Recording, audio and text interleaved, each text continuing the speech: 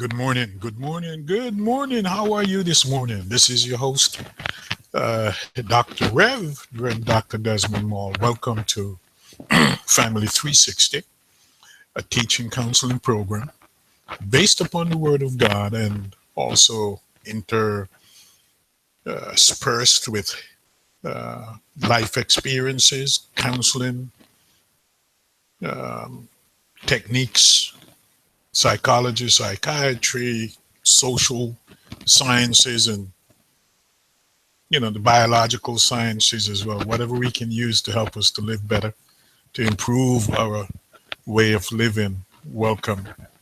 Um, we are in the summer season, so it's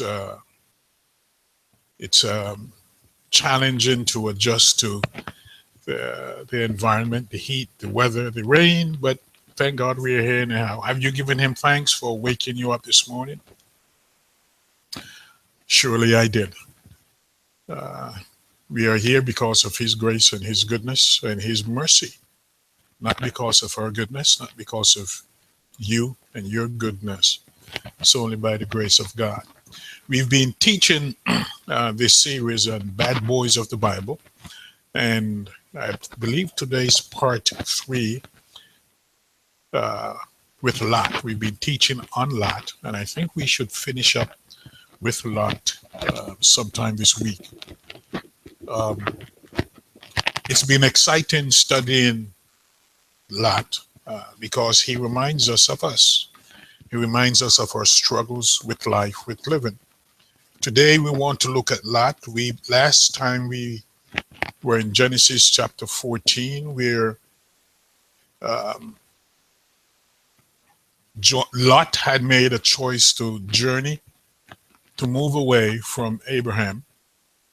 Um, he had looked and he saw the waters, not just the waters, but the green pastures eastward, from Abraham. And so he decided, hey, let me go east.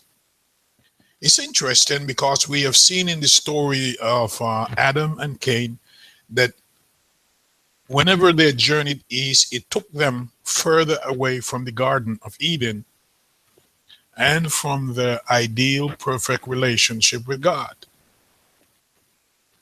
And we see also the Bible tells us that Lot journeyed eastward, and it implies he also is moving away from his relationship with God and from the land of promise and the land of peace. And so Lot moves towards the double cities of Sodom and Gomorrah, and he settles there before God destroys these cities. We see that Lot doesn't speak often, at least not yet, in the narrative, but he makes his choices and moves on, and the drama of his life continues. Remember, I said earlier that Lot has had a very, very tragic life. Early deaths. His father died early, then his grandfather. Uh, he had a lot of moves. He moved so often. He never got the chance from childhood to settle down. He was taken from his mother at a very, very young age to live with his grandfather. And um, after a while, when trouble came between he and his uncle Abraham basically put Lot out for him to live on his own. And like many of our children, once they get on their own, sometimes they make dumb decisions, foolish decisions, and they make a lot of mistakes. And so Lot is no different. Early in his life, he is unsettled. His life is chaotic. His life is full of grief, loss. As I said earlier, some untimely deaths in his family. He had no mother to guide him, and the men who took him under their wings were like vagabonds. They traveled all over the place, nomadic people who could not settle down for any long period of time in any one location. We don't know much about his relationship with Sarah, his aunt.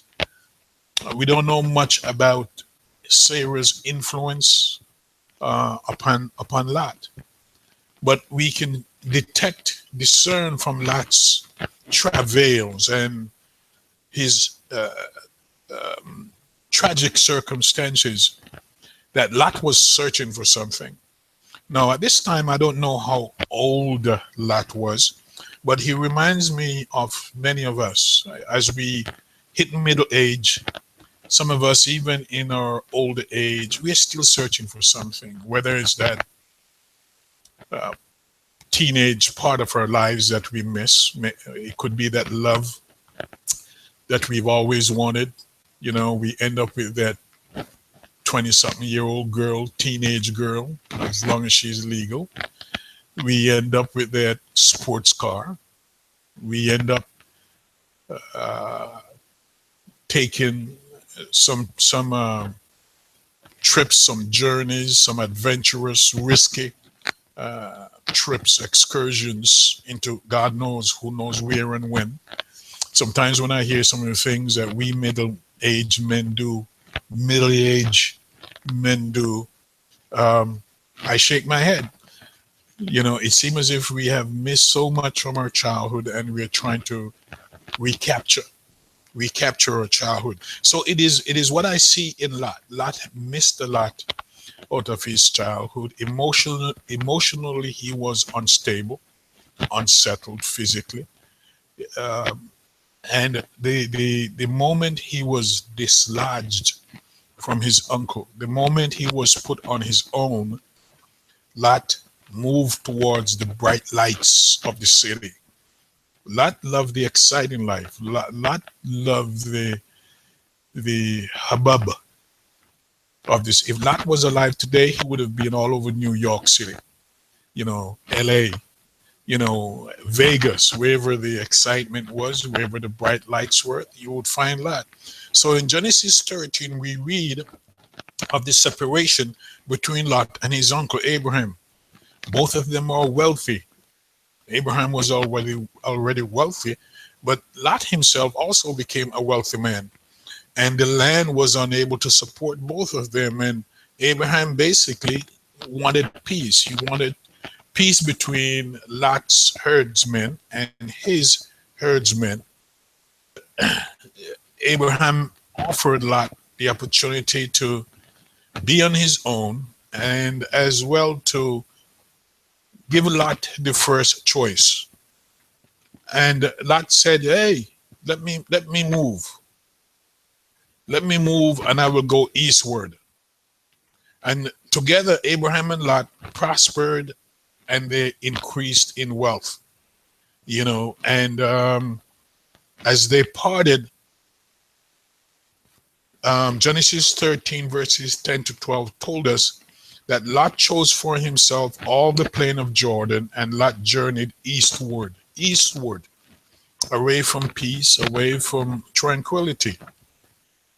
So we see that Lot here moves away from the stability of his uncle's household, and he settles in the exciting vicinity of Sodom and Gomorrah before God destroyed that city.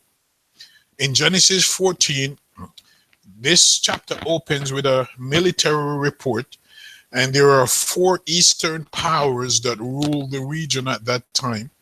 And one of the rulers, King Kedorlaomer of Elam, ruled basically over the five major cities of the Philistines. That's verse 2.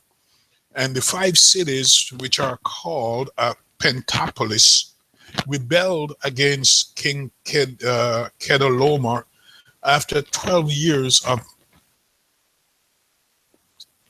submitting to his rulership. And so Kedorlaomer gathered his allies, other kings, and to help him quell the rebellion and to overcome these upstart cities that wanted independence. We, we look at some of the names in this League of Kings, and sometimes they're hard to pronounce. I don't know why guys took those kind of names. However, this war will drag Abraham, Lot's uncle, into a battle to save Lot. And verses 11 to 12 tells us that we will learn of the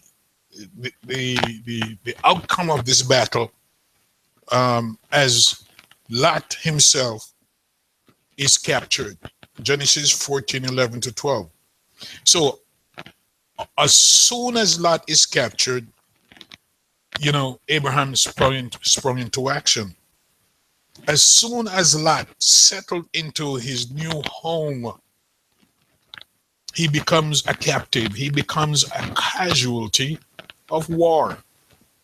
He's kidnapped and taken away, to Hobab, north of Damascus. And here comes the Savior. Here comes the big Uncle Abraham to rescue him. Do we have in our families men, women, young people who always get in trouble? When they get in trouble, they're calling back home. They may get locked up. They want you to put your house up to bail them out. They want you to empty your bank account to bail them out. They remind me of Lot. Here comes the trouble, the problems of Lot, which will drag Abraham into a war. Abraham couldn't say no. And there are those of us who have difficulty, saying no. Even though this situation for Abraham was very dangerous, he had to go save his nephew. Abraham felt responsible for Lot.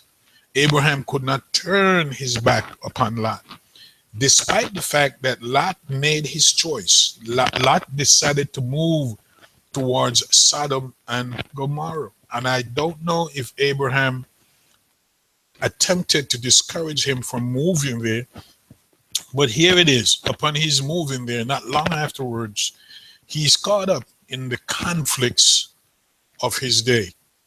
So Abraham gathered his army. This man was so wealthy. He had a standing army of 318 men. How wealthy this man was to pay an army of 318 during those days. And he set out to recover, to reclaim, to get back that which the enemy had stolen, his nephew Lot and his goods. And Abraham is able to do what the 5 cities could not do. Go head to head against 4 powerful kings and defeat them. That's Genesis 14, verse 16.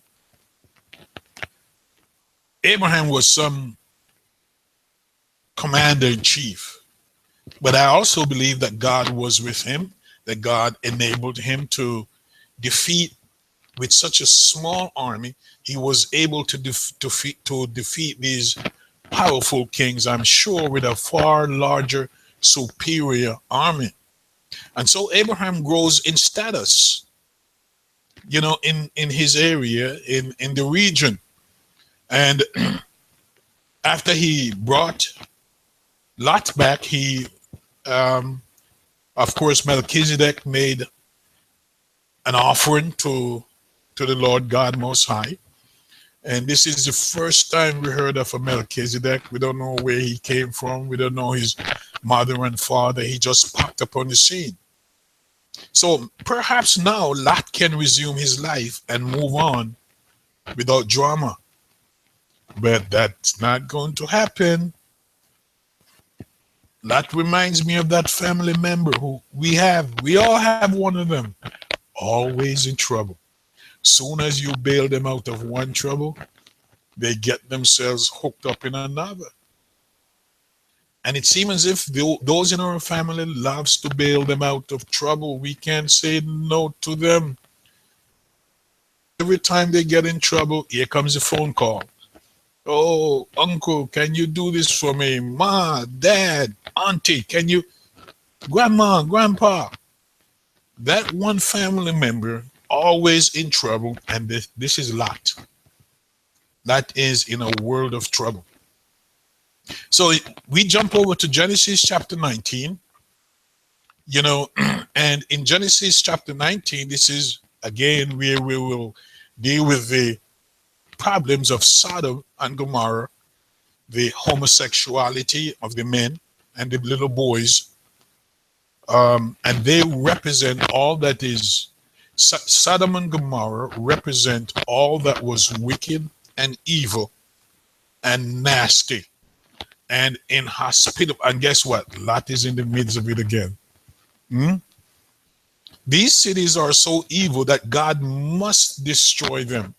Despite the brief reprieve, Abraham negotiated on their behalf in Genesis chapter 18, verses 22 to 32.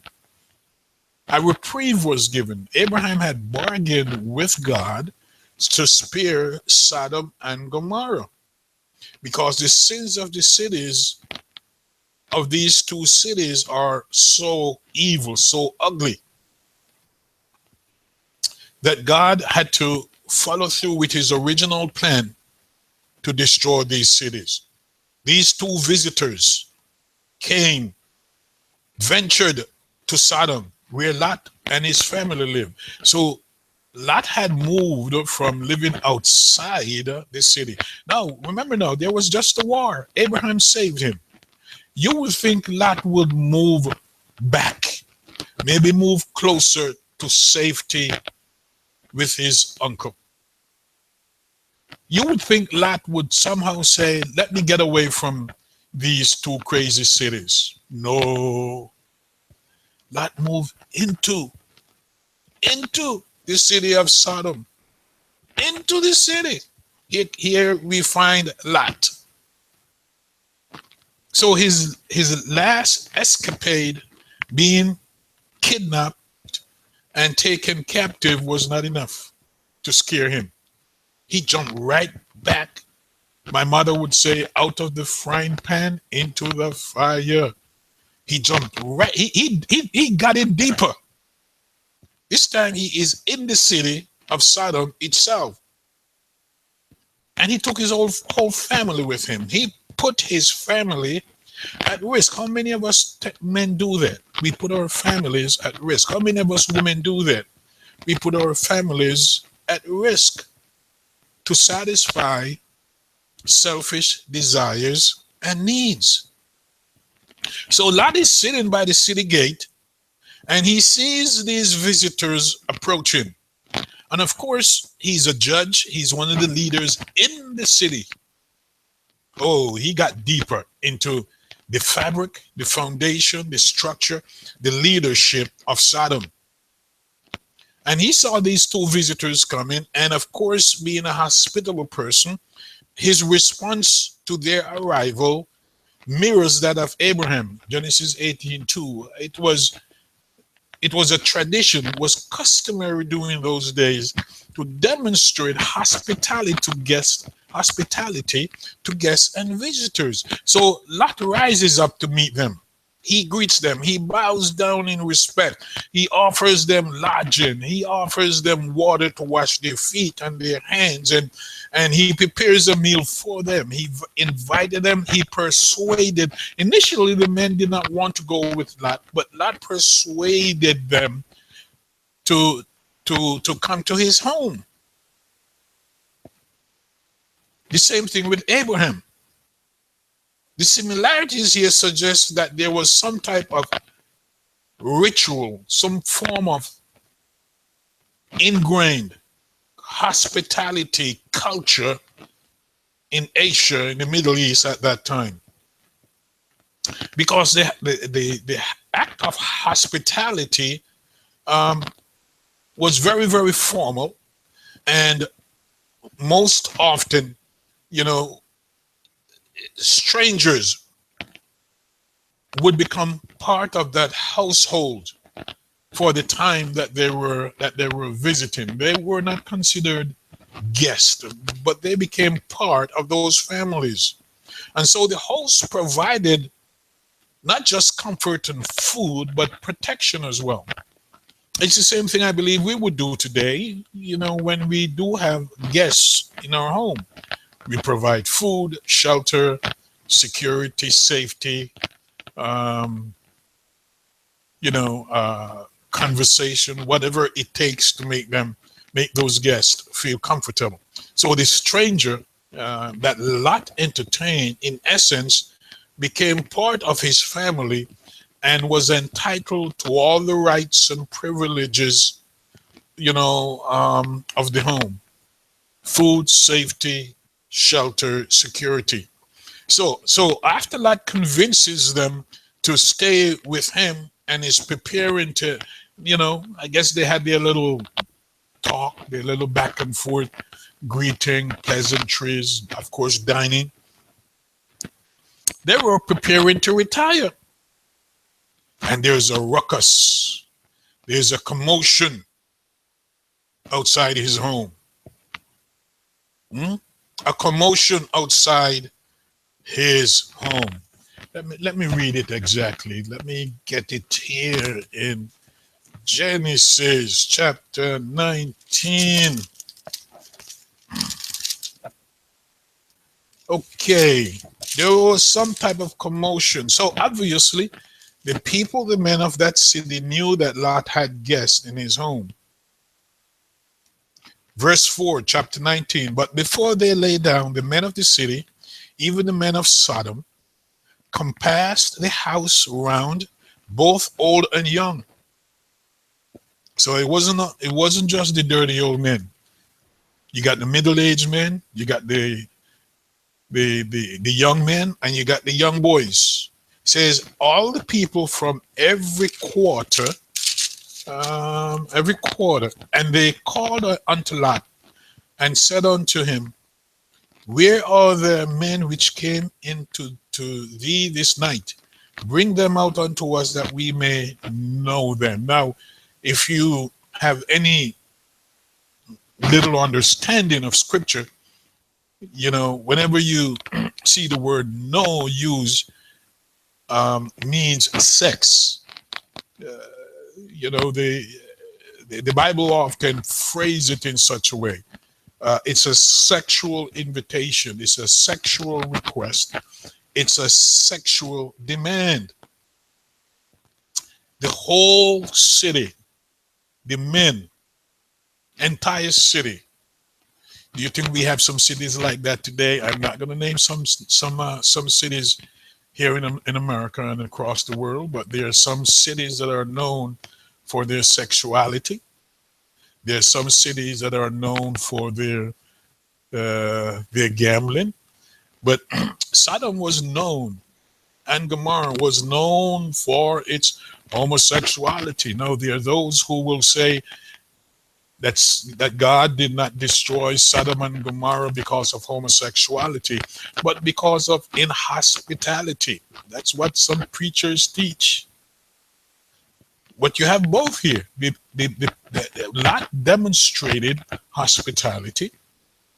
These men demonstrated inhospitality, and they also demonstrated a lust for same-sex relationships. So you cannot take one without the other. You cannot just say it was inhospitality. Yes, that was a part of it, but also the bigger issue for the entire cities, both of them, was the flagrant practice of homosexuality. Verse 6, and Lot went out at the door unto them and shut the door after them. Now, the thing you have to notice now, that Lot lived in such a city. How many of us Christians live so comfortably with sin? Lot was living very, very comfortable with this sinful lifestyle. Now there's a difference with someone sinning every now and then. But when sin becomes your lifestyle, when it becomes a way of living, it is dangerous. It becomes evil. You and I, we sin. I'm sure you and I sin sometimes without even knowing it. You and I sin daily, moment by moment. And sometimes we do it intentionally, and sometimes we sin without knowing. But if you're a child of God, the Holy Spirit will bring these things to your conscience, to your mind, and you will repent. There was no conscience here in these two cities regarding repentance, regarding the evils and the wrong that they were doing. And so it became a lifestyle for the men, the young boys of Sodom and Gomorrah to live a same-sex homosexual lifestyle, and it's going to get them killed. It's going to destroy the city, both cities. So they came to Lot's house because they observed these two men, these two strangers, being with Lot, and they considered Lot, not Lot, but these two men, fresh bait, fresh meat. Now the question is, how could Lot live for so long among these men and not notice some of these things? I don't know. I don't know. That's a provocative question, because he's living with this type of sin. He sees it every day. And it's like many of us today, we see it. What are we going to do about it? Not much. You may have a child. I may have a child that, Dad, I'm gay. Mom, I'm gay. What are we going to do? For a while there, the church was puzzled, and you'll still have some church folks who will condemn the homosexual individual. But you and I must learn to separate the homosexuality from the individual. And sometimes that's difficult. It's hard because it's our family members, and some of us are waiting for grandkids. We want our children to have kids so that we can become proud grandparents. But when a child, or a spouse, quite often we see a man or woman who's been married several years, may have had children, suddenly say, I'm gay, or want to practice, the homosexual lifestyle. It's a shock to our consciousness. It's a shock to our system. And it's not easy for many of us to accept and live with. My challenge to you is to pray for such individuals. Pray for them. Now, that does not mean that God is going to step in and deliver them right away, but it's an ongoing effort. It is you always got to pray, as Paul says, without ceasing. Call the name of that loved one, before the Lord, because in the Bible, throughout the Bible, God does not accept the homosexual lifestyle. Now, you may hear, I know there are churches out here that preach different. There are churches out here that do not touch this topic at all. We have some governments who have passed laws and legislation that preachers cannot preach against homosexuality. But this is the word of God. You can't undo it. It's been given to us. So we have to deal with it. And the day is going to come when some of us preachers are going to end up in jail. It may cost us our lives for preaching such a word. You go to some churches today, it's not even mentioned at all. We have cleaned up our sermons. We don't preach fire and brimstone sermons against such topic anymore. Okay? As a matter of fact, if you look at some Bible translations today, you don't see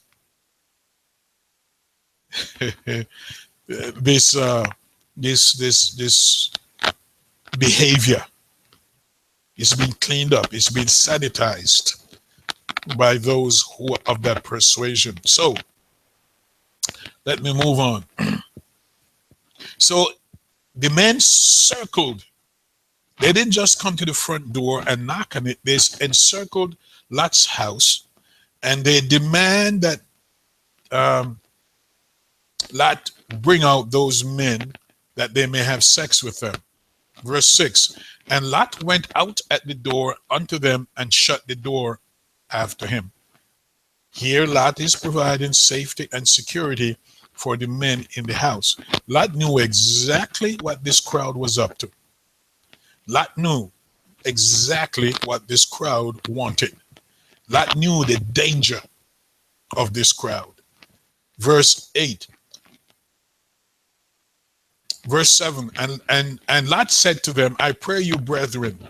Lot is calling them brethren, brothers, fellow citizens. Do not so wickedly. Wait a minute, Lot. You've lived so long among these men, and now you're telling them not to do so wickedly. You've seen them practice this lifestyle. You know, you've seen them done this type of thing before, and now you're pleading with them not to practice their lifestyle. Oh, Lot is in trouble. Remember I said we all have that one family member who is always in trouble, and Lot is in deep over his head. Deep over his head. Verse 8. Behold now, Lot said,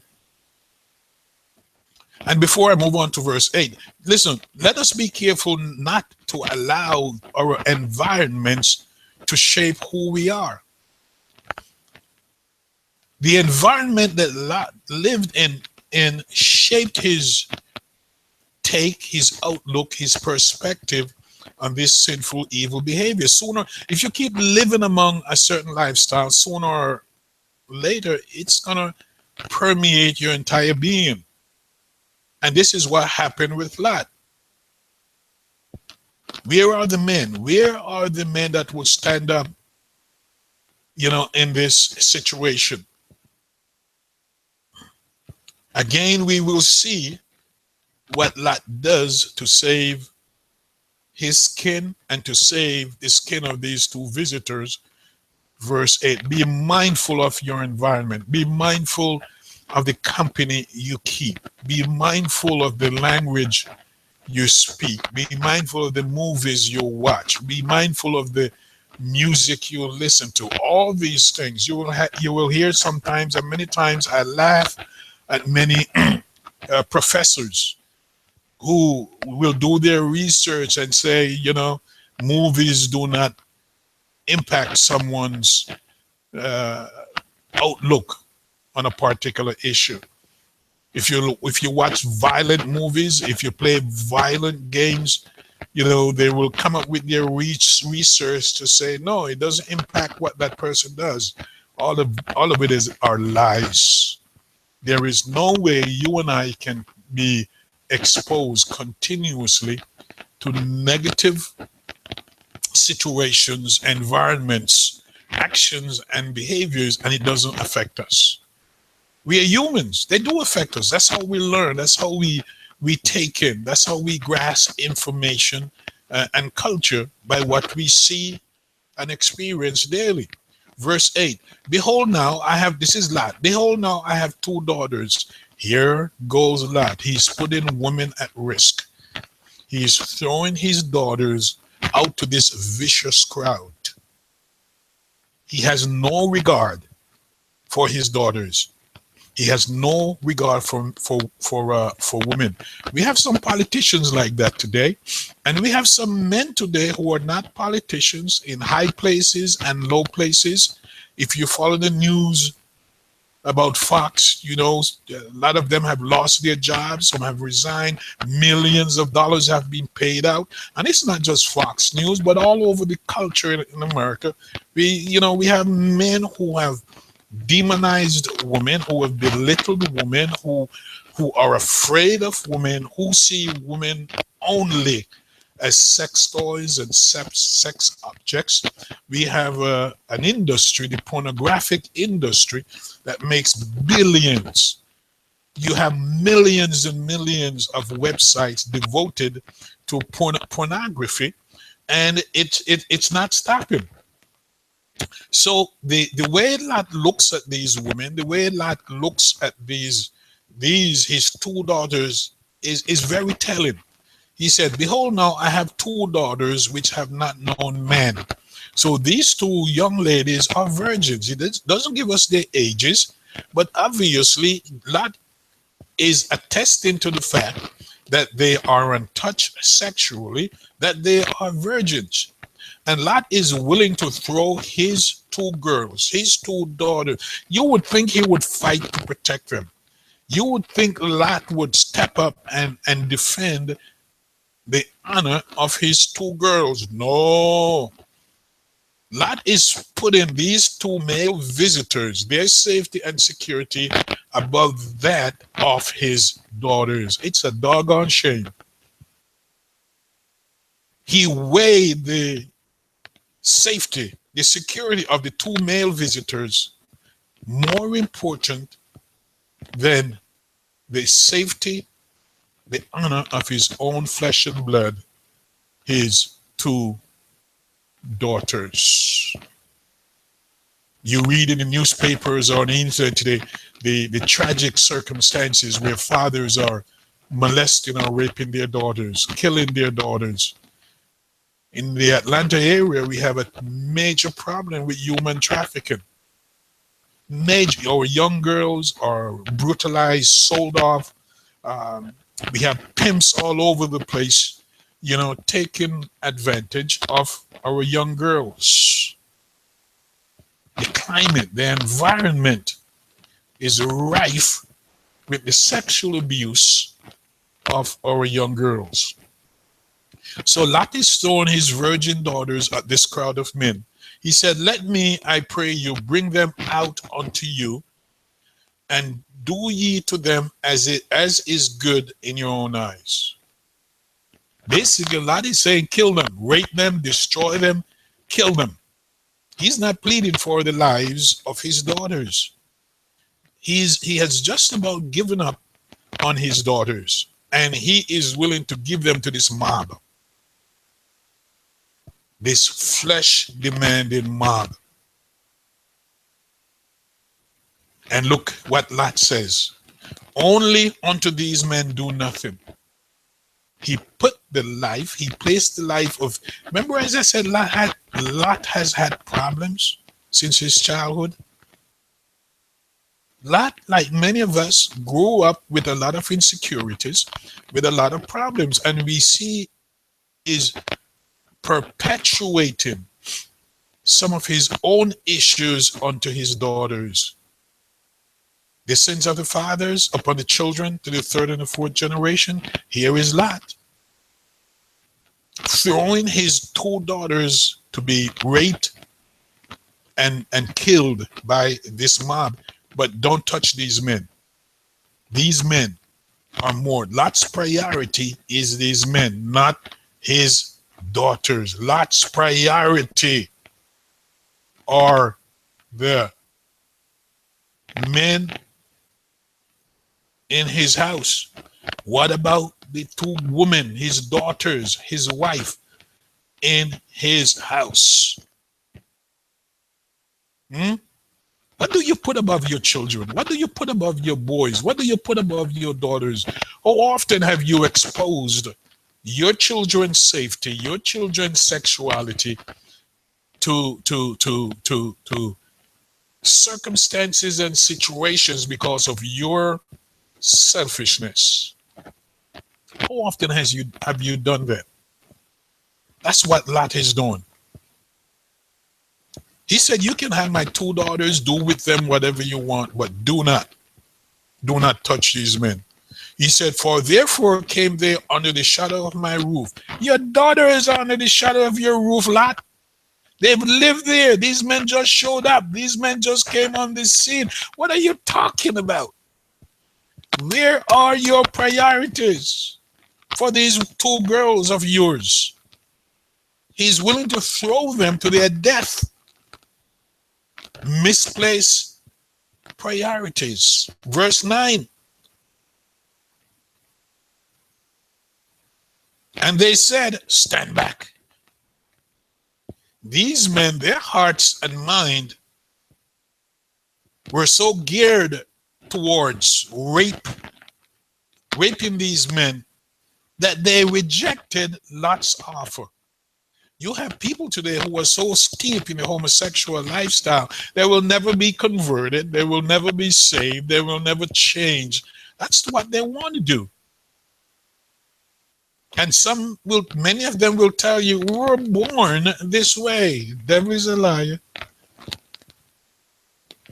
Culture, nature, childhood experiences, genes sometimes. They said, stand back. And they said again, this one fellow came into sojourn. Sojourn. They're talking about Lot now. He's a visitor. You just got here, Lot. He said, you came into sojourn and he will needs be a judge. Now, judge, Lot is trying to judge them and tell them what to do. Now will we deal worse with thee than with them? Oh, Lot is in trouble. They're turning against him. And they pressed sore upon the man, even Lot, and came near to break the door. They were pressing up. They wanted Lot. They were going to rape Lot and throw his body to the dogs. They were going to break that door down.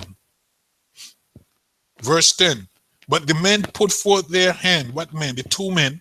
And put Lot into the house to them and shut the door. The supernatural hand of God has in. Do you have memories? Do you have occasions to thank God for reaching through that door, opening that door and grabbing you, pulling you to safety? I was sharing with someone, there were 3 specific situations in my life when I remember, if it had not been for the hand of God, I would be dead. 2 times were when I was a police officer. And the first time when I was a young college student. My brother sent me to help him out, do something, and I had to fight myself way out of that house. I mean, fight. I don't know how I got out, but supernaturally, I was able to wrestle and open the door from a drug-crazed man wielding a knife trying to stab me to death. Man, I left that. I cried. I was so angry with my brother.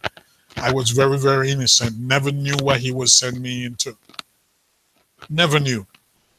And sometimes when I reflect back on that powerful experience, tears come to my eyes because I should have been dead. But miraculously, supernaturally, I got out of that door. I can't tell you how, but I knew I was fighting for that door with that guy. And I won by the grace of God. So have there been times in your life when you know beyond a shadow of a doubt that it was God who brought you through that situation?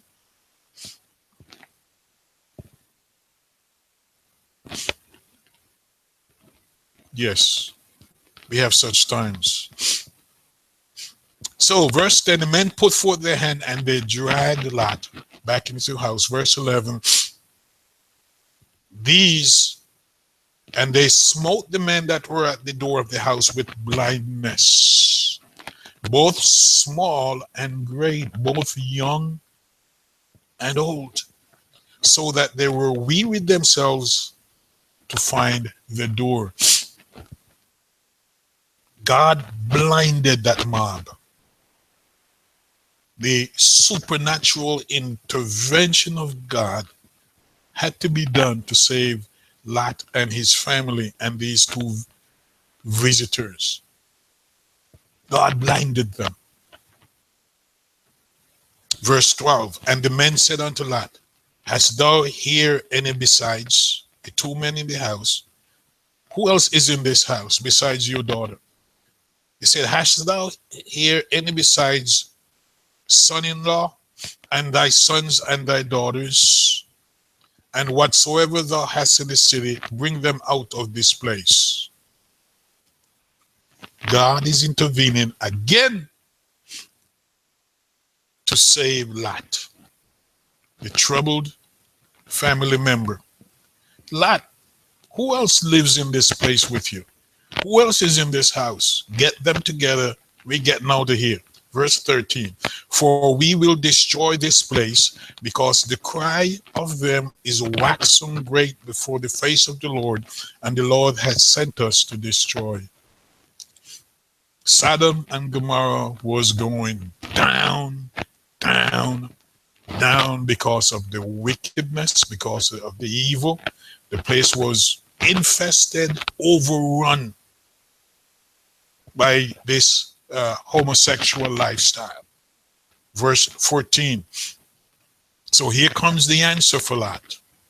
Again, somebody is rescuing Lot. Again, somebody has to go and put their hand upon Lot to save him. Verse 14, and Lot went out and spake unto his sons-in-law, which married his daughters. So he had other daughters, and said, Up, get you out of this place, for the Lord will destroy this city. But he seemed as one that mocked unto his sons-in-law. Were his sons bisexual? Am I troubling you? They laughed. His sons-in-law. They laughed at Lot. So the question in my mind, okay, they're mocking Lot. Were they bisexual? Were they and living, you know that happens in our homes today? So many women, their lives are at risk because they don't know what their boyfriend or husband is doing out there. Some of you ladies live with men on the down low. On the down low. They have that homosexual lifestyle, but you don't know. They cover it up. You don't know what they're doing out there. Both men and women living on the down low. Not every homosexual, not every bisexual is out in the open with it. And there are so many women of faith whose lives are at risk on a daily basis because of the sexual lifestyle of their spouses or significant other. So we see Lot's son-in-laws laughing at him. Verse 15, and when the morning arose, then the angels hastened Lot. See Lot dragging his feet? Lot don't want to leave. Lot is comfortable. Lot is at peace in all this wickedness. Lot is, how many of us are at peace in all the wickedness that's around us? Lot doesn't want to leave. He had to be hastened. The angels had to say to him, arise, take thy wife and thy two daughters which are here, lest thou be consumed in the iniquity of the city.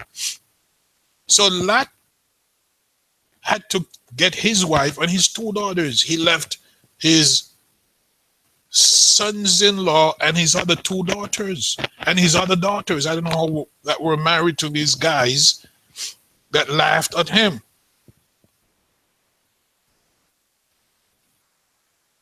So he had sons-in-laws. So that means he had other daughters. But they didn't go with Lot. See what I mean? Lot put his family, his other daughters, all his daughters at risk. And these daughters now who are married to men of Sodom, they're going to lose their lives. They're going to lose their lives because their husbands refuse to escape with Lot. Look at what happened, verse 16. And while he lingered, Lot is dragging his Lot. Sometimes you can have so much stuff, so much memories of a particular place, you don't want to leave. Lot had too much invested in the city of Sodom and Gomorrah, and Lot did not want to leave. Bible said Lot lingered.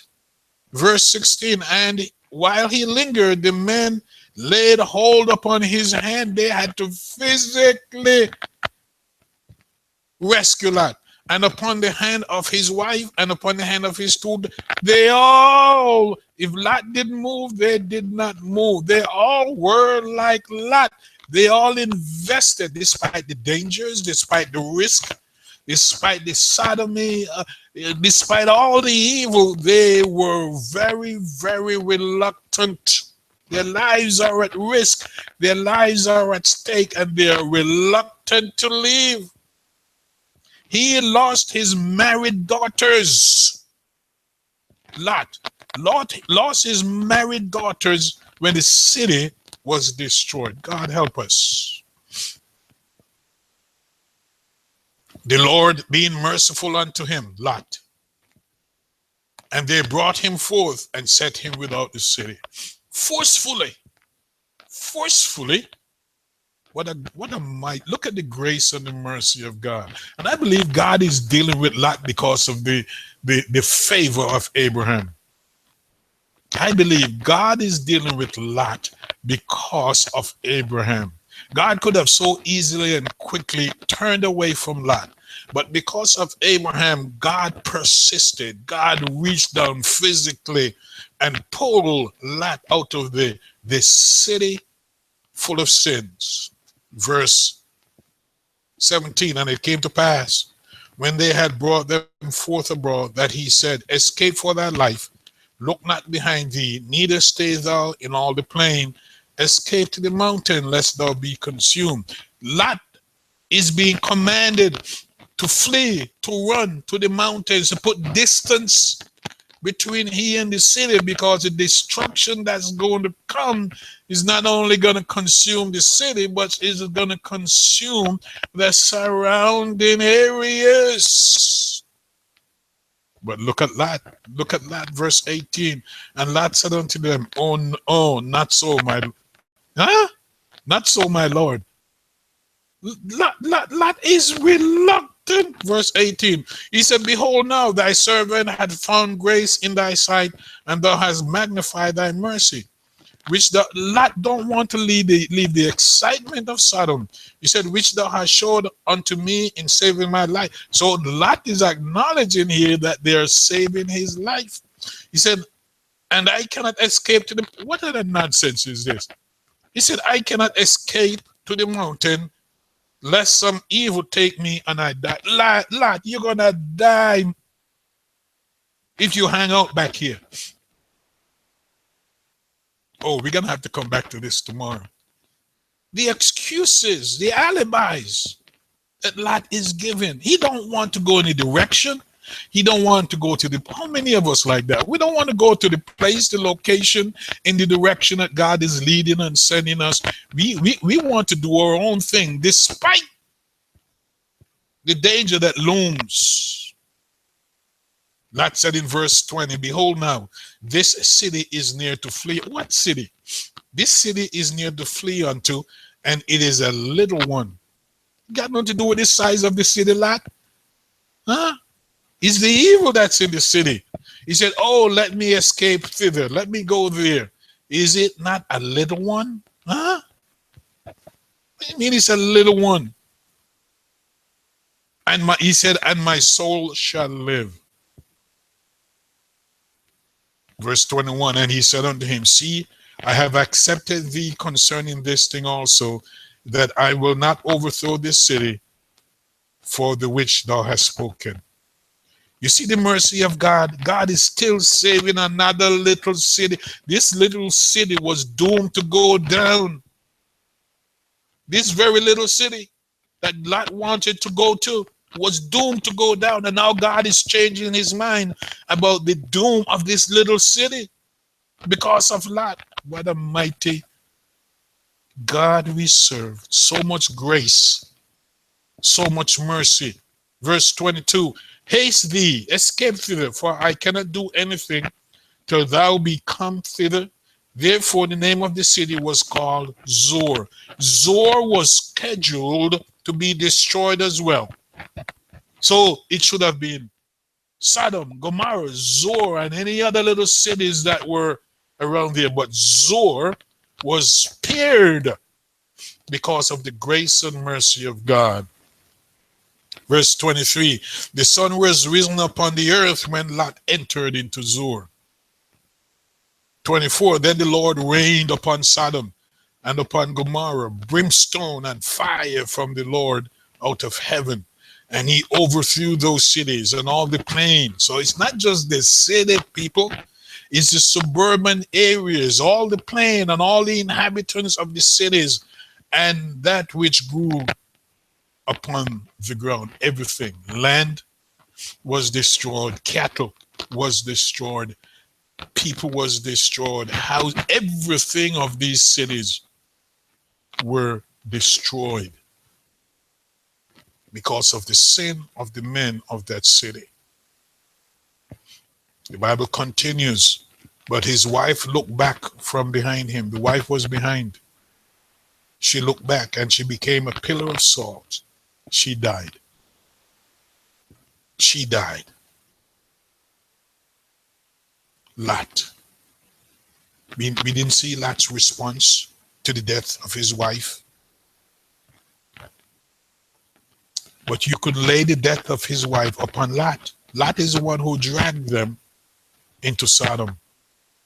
Lot is the one who decided to travel east towards the bright lights of the cities of Sodom and Gomorrah and the other smaller cities in that region.